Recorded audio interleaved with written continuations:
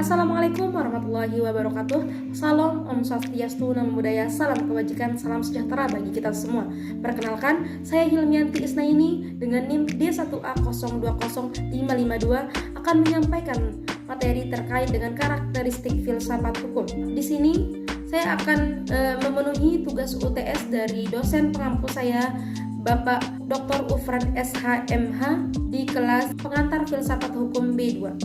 Baiklah, yang pertama saya akan menjelaskan tentang pengertian karakteristik filsafat. Karakteristik bisa diartikan juga dengan membahas tentang kekhususan atau ciri-ciri dari suatu hal yang akan menjadi keidentikan atau simbol dari hal tersebut. Itulah yang disebut dengan karakteristik. Sedangkan filsafat dapat diidentikan dengan berpikir atau merenungkan segala sesuatu demi mendapat kepastian sebagai jawaban akhir dari, dan filsafat cenderung dengan pemikirannya yang rasional agar nantinya dapat diterima oleh akal. Sehingga bisa dikatakan segala aktivitas berpikir tidak selalu merujuk pada aktivitas berfilsafat. Namun, setiap aktivitas berfilsafat sudah tentu berpikir. Yang kedua, di sini saya akan menjelaskan tentang karakteristik filsafat. Yang pertama, karakteristik filsafat itu adalah radikal. Kenapa? Berpikir radikal artinya berpikir sampai ke akar-akarnya, tidak tanggung-tanggung sampai kepada konsekuensinya yang terakhir. Berpikir itu tidak separuh-separuh, tidak berhenti di jalan, tetapi terus sampai ke ujungnya.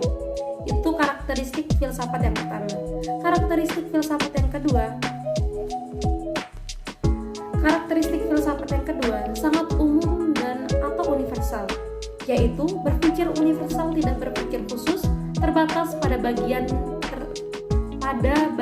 tertentu, namun mencakup secara keseluruhan. Dan karakteristik filsafat yang terakhir atau yang ketiga adalah sistematis. Berpikir sistematis artinya berpikir logis yang bergerak selangkah demi selangkah dengan penuh kesadaran, dengan urutan yang bertanggung jawab dan saling berhubungan yang teratur.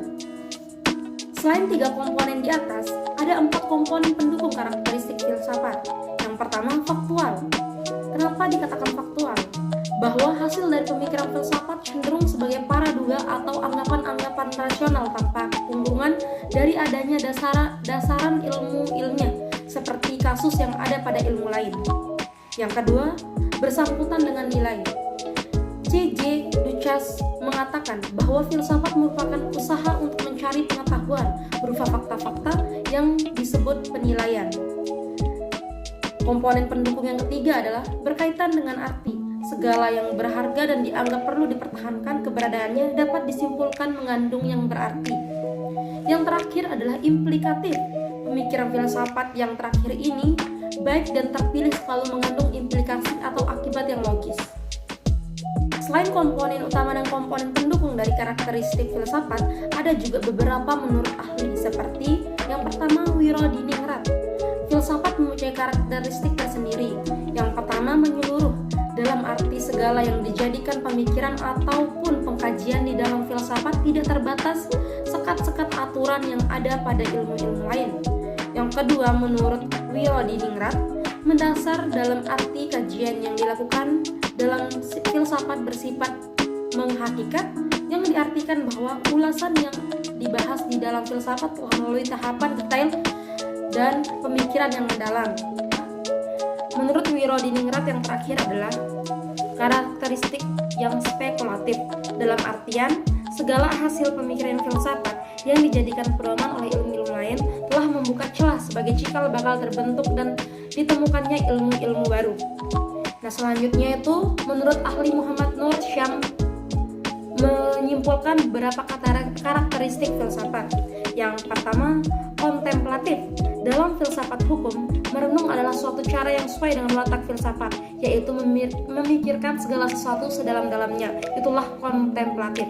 Selanjutnya, spekulatif. Dalam filsafat hukum, filsafat sangat wajar menggunakan metode spekulatif, yang juga berarti perenungan atau merenung itu.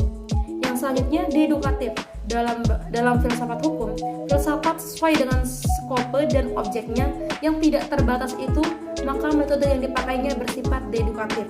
Menurut Theo Huijbers berpendapat bahwa Karakteristik filsafat yaitu reflektif, juga universal, metodis, dan sistematis.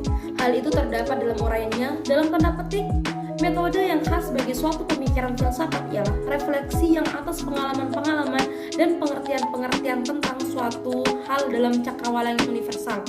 Diminta untuk pengolahan pikiran secara ilmiah, yakni metodis dan sistematis.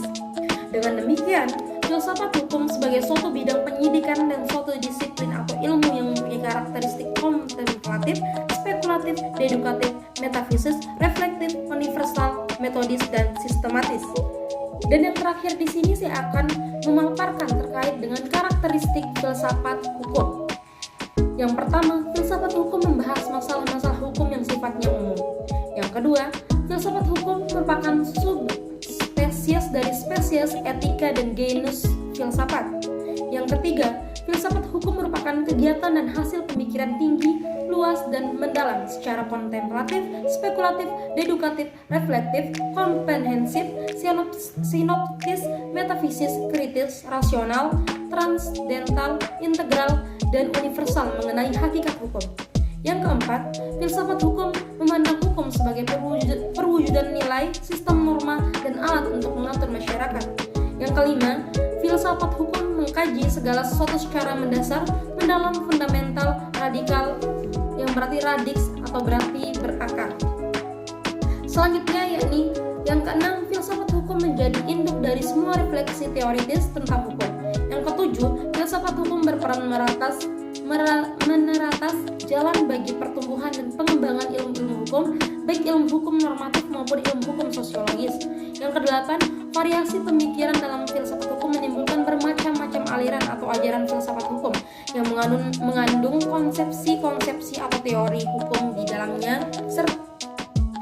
Serta yang kesembilan,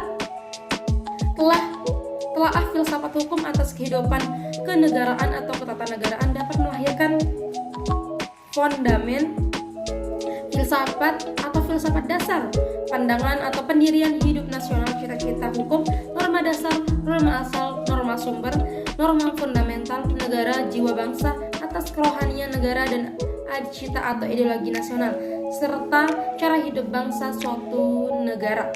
Jadi teman-teman, itulah pemaparan dari saya terkait dengan karakteristik filsafat hukum.